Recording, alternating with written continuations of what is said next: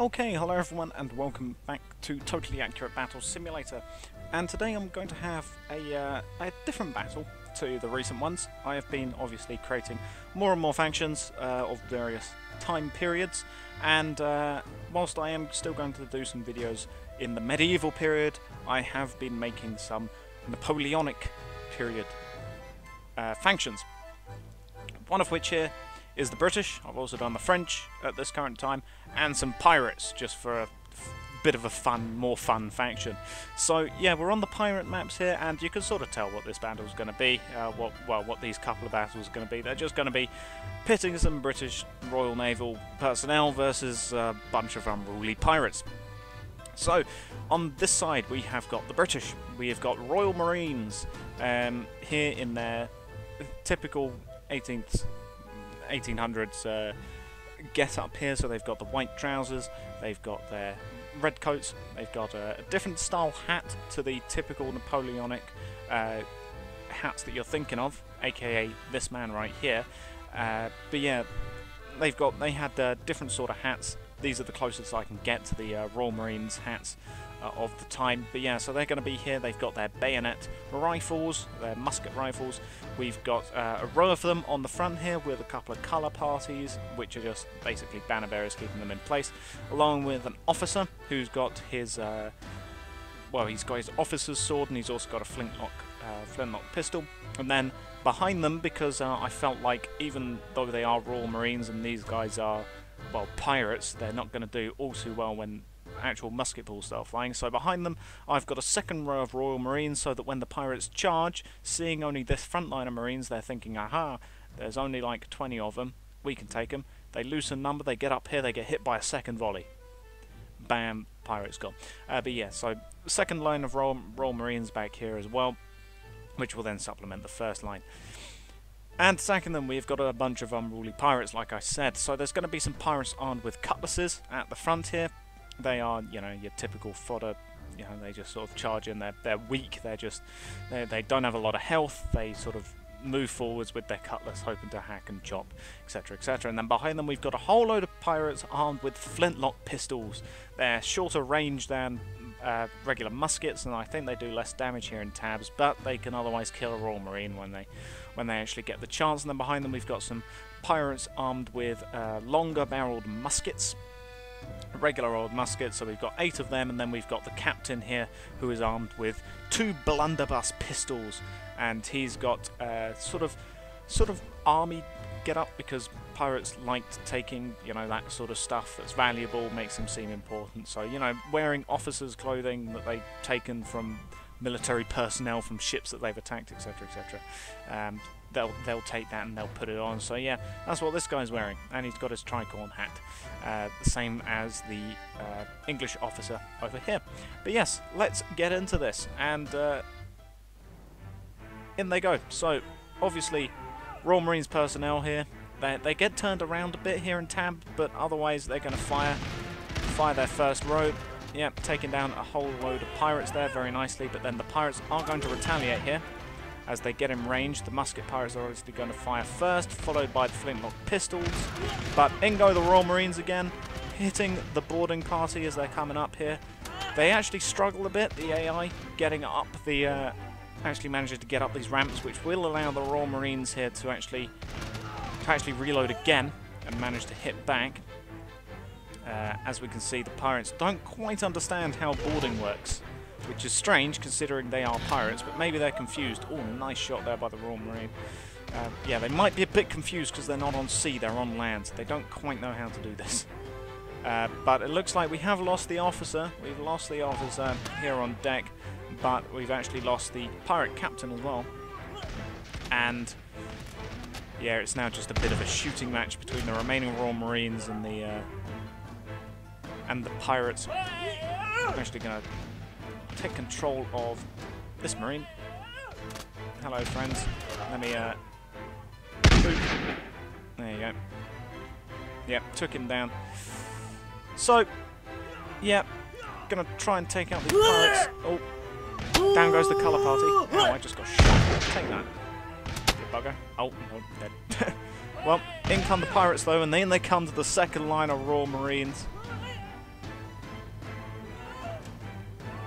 Let's see, there's only a couple of pistol pirates left actually coming up here, and he instantly gets shot down by one of the Royal Marines who are actually holding at the second line here of second line of the ship.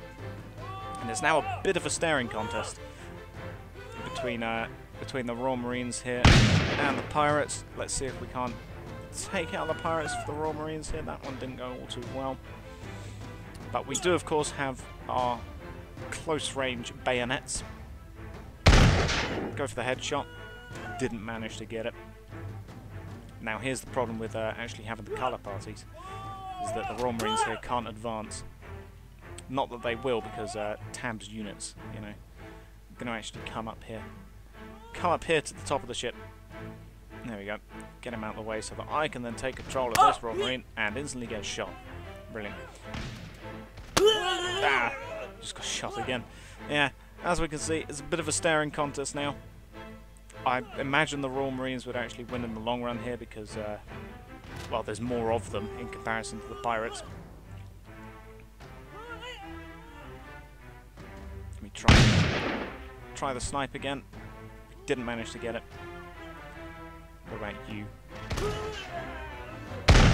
Looks like the pirates have actually got better aim. Oh no, there we go, took out one of them. Where's the other one? There he is, we didn't manage to get him though.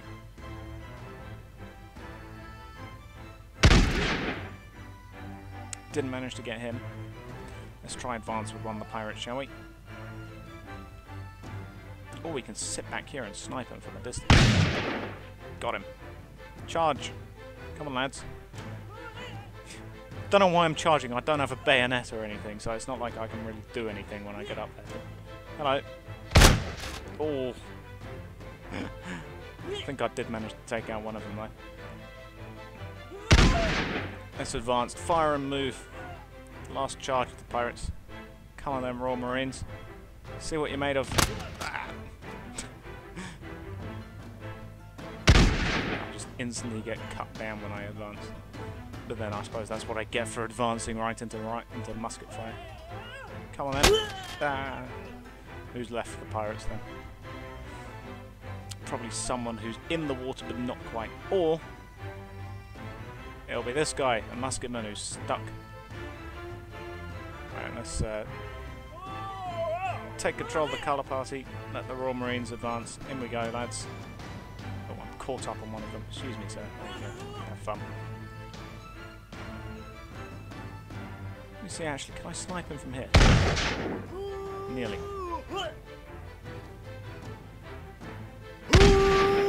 Right up there, but we didn't manage to get him with that one. Oh, come on, lads, it's just a pirate. Come on, lads, charge. Charge. Let's take out the pirates. Here he is. Hello, my friend. I missed. Have a bayonet.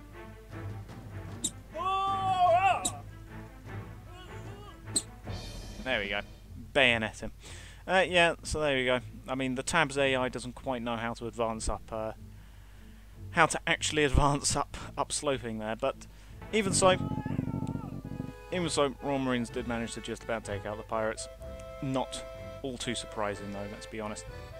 But yes, let's try a different scenario here. So for the next one here, I have set up some regular British infantry. No longer are we with Royal Marines this time. Instead we've got sort of a line infantry style sort of thing. We've got grenadiers right at the front, which grenadiers would be their own separate unit, but in this case I'm just having them at the front because they look cool when they're actually in battle, as you'll see. But yeah, grenadiers, I have got them with a musket in one hand and a grenade in the other hand.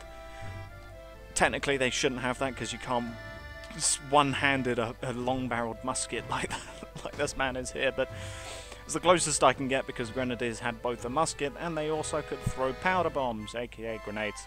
So yeah, they've got powder bombs on them there.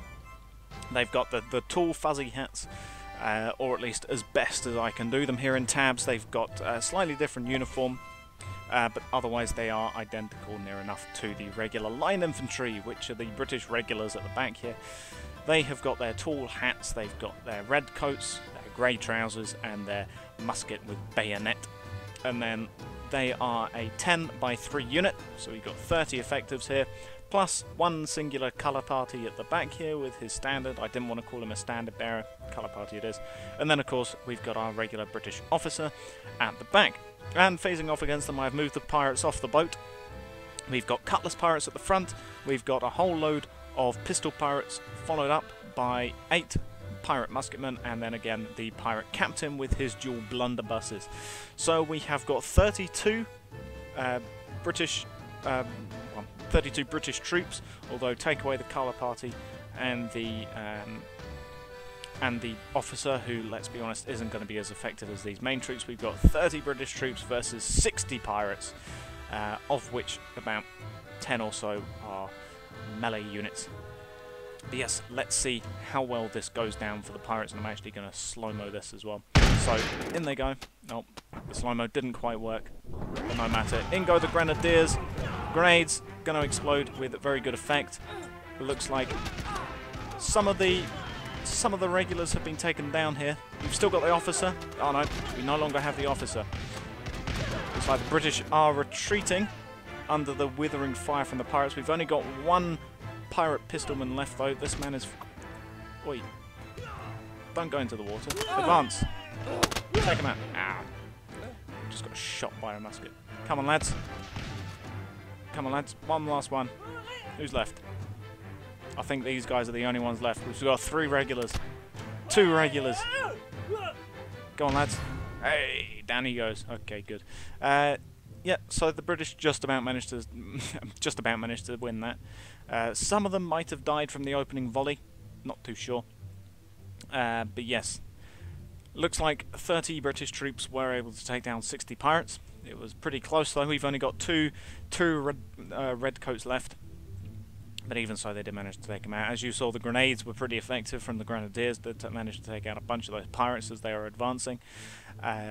One pirate actually managed to get close enough to actually use his cutlass there, and he did manage to take out, I think, 1 redcoat possibly before getting shot down. And of course, it was mostly the musketmen and the pistolmen that actually did the damage here. The pirate captain, I don't even know if he actually did anything once again. The British officer did manage to tank a hit from 1 or 2 pistols, but yeah, he died.